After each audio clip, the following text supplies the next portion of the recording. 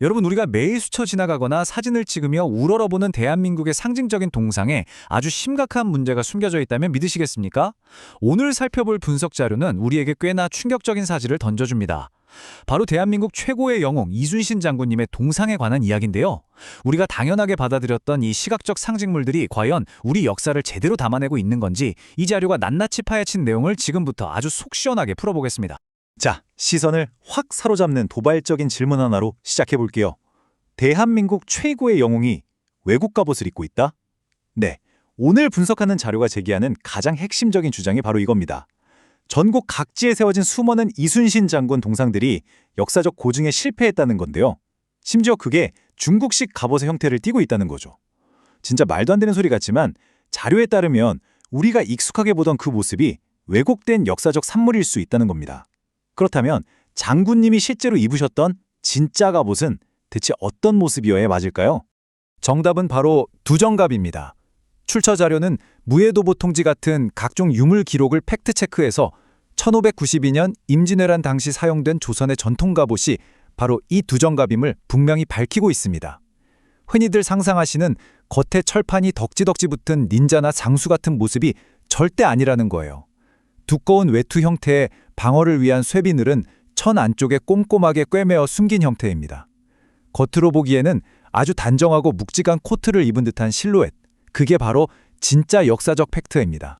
그럼 객관적으로 한번 비교해보죠. 한쪽은 방금 말씀드린 역사적 현실, 그러니까 철갑을 안으로 싹 숨긴 채 조용한 위엄을 뿜어내는 진짜 조선의 두정갑입니다. 그런데 다른 한쪽, 현재 논란이 되고 있는 동상들의 묘사를 볼까요? 철갑이 바깥으로 화려하게 다 드러난 전형적인 중국식 갑옷의 형태를 띠고 있습니다. 심지어 칼을 쥐는 방식도 역사적 맥락에 완전히 어긋납니다. 오른손으로 칼을 들고 있는데 이건 당시 패장이나 전투 의지가 없다는 걸 뜻하거든요. 우리 이순신 장군님이 패장입니까? 절대 아니잖아요. 자료는 이 명백한 오류를 아주 날카롭게 지적하고 있습니다. 아니, 그럼 제대로 만든 동상은 아예 없는 거냐? 다행히도 그렇진 않습니다. 자료는 훌륭하게 고증된 모범 사례들도 함께 소개하는데요. 진도타워에 있는 동상을 보면 정확한 외투 모양의 두정갑을 완벽하게 재현해냈습니다. 아산에 있는 동상 역시 훌륭한 인체 비례에 정확한 갑옷 고증을 자랑하죠. 그러니까 마음만 먹으면 제대로 된 역사적 모델링이 충분히 가능하다는 확실한 징표가 이미 존재하는 겁니다. 그런데 정말 안타까운 문제는 대한민국의 심장부, 바로 서울 광화문에 세워진 동상에서 발생합니다. 1988년에 세워진 이 상징적인 동상에 앞서 말한 역사적 오류가 총망라되어 있다고 출처 자료는 비판합니다. 조선의 두정갑 대신 중국식 갑옷을 입고 있고, 장수가 칼을 뽑기 힘든 오른손에 칼을 들고 있으며 왼손은 좀 어색하게 허리띠를 잡고 있죠. 인체 비례와 고증이 완전히 실패한 이른바 날림 고증의 결과물이라는 아주 냉정한 평가를 내리고 있습니다. 문제는 이게 광화문 하나만의 총극이 아니라는 겁니다. 출처 자료가 전국을 돌며 진행한 이른바 고증검사 결과를 한번 볼까요? 1951년에 세워진 부산 용두산 동상은 갑옷, 투구, 포즈까지 다 고증과 거리가 멉니다. 67년 여수자산공원 동상은 대체 역사적 특징을 알아보기 힘들 정도라고 비판받고요.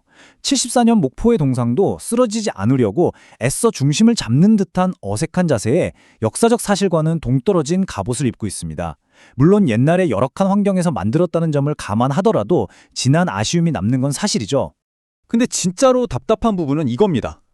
비교적 최근에 세워진 동상들조차 이 과거의 실수를 앵무새처럼 반복하고 있다는 거예요. 아까 본 98년 광화문 동상의 그 부실한 고증을 2005년 통영 동상이 디자인적으로 거의 똑같이 복제해버렸습니다. 2011년에 세워진 여수 중앙동 동상도 마찬가지로 이상한 비례와 갑옷 고증 무시라는 비판에서 자유롭지 못하고요. 대중의 역사인식이 훌쩍 높아진 2000년대 이후에도 이런 오류가 계속 복제되고 있다는 점을 이 자료는 아주 뼈아프게 꼬집고 있습니다. 자, 그럼 이 잘못된 동상들을 우리는 그냥 평생 안고 가야 할까요? 다행히 희망적인 선례가 하나 있습니다. 1973년에 국회에도 고증에 실패한 중국식 갑옷의 동상이 세워졌었거든요.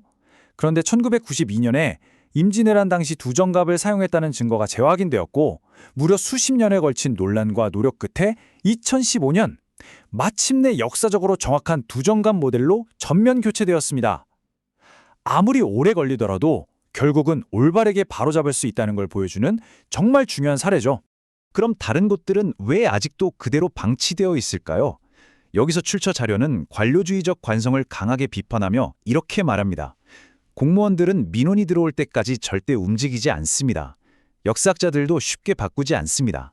이제는 대중이 똑똑해져야 합니다. 와, 이 강렬한 메시지. 우리가 그저 뒤에서 불평만 하는 관찰자가 아니라 직접 이 왜곡을 바로잡는 주체가 되어야 한다는 뜨거운 호소입니다. 사실 동상을 교체하자고 하면 꼭 나오는 단골 변명들이 있어요. 예산 낭비다, 잘못 만들어진 형태도 결국 세월이 지나면 역사의 일부다 라는 논리죠. 그런데 자료는 이 변명들이 우리에게 아주 익숙한 패턴이라고 지적합니다. 언제냐고요? 과거 서울 한복판에 있던 민족의 자존심을 깎아내리던 조선 총독부 건물을 철거할 때 반대파들이 내세웠던 논리와 정확히 똑같다는 겁니다. 일제의 잔재를 과감히 부수었듯 우리 위대한 영웅의 잘못된 동상 역시 과감히 부수고 바로잡아야 한다는 아주 뼈있는 비유죠. 이 거대한 숫자 보이시나요? 무려 500조 원입니다. 출처 자료는 현재 대한민국의 국가 한 해 예산이 500조 원을 훌쩍 넘는다는 팩트를 담담하게 툭 던집니다. 이게 무슨 의미냐?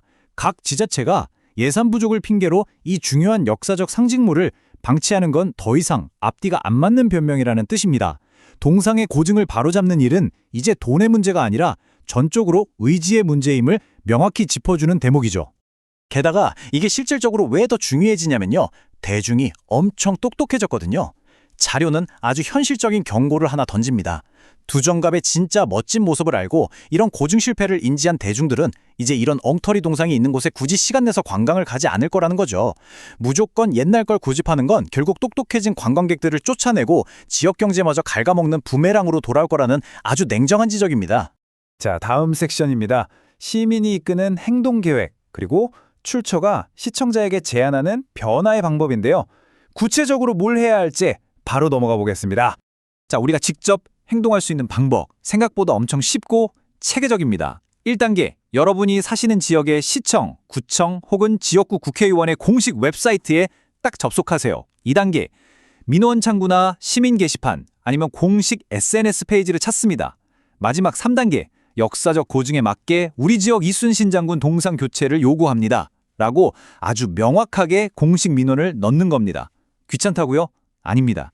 여러분의 이 클릭 몇 번과 작은 목소리들이 하나둘 모이면 그 무거운 관료주의를 박살내고 진짜 역사를 바로잡는 거대한 힘이 됩니다. 자, 오늘의 분석을 마무리하면서 여러분께 이 깊이 있는 질문을 꼭 하나 남겨드리고 싶습니다. 우리가 역사를 시각적으로 재현하는 방식이 결국 미래 세대가 그 역사를 기억하는 방식을 결정짓게 되는 것은 아닐까요? 광화문 한복판 그리고 전국 곳곳에 우뚝 서 있는 장군님의 모습은 단순히 돌과 철로 만든 조형물이 아닙니다. 우리가 다음 세대에게 물려줄 자긍심의 얼굴 그 자체죠. 오늘 이 설명이 우리가 무심코 지나쳤던 일상 속 공공기념물의 무게를 다시 한번 진지하게 생각해보는 계기가 되셨기를 바랍니다. 끝까지 함께해 주셔서 정말 감사합니다.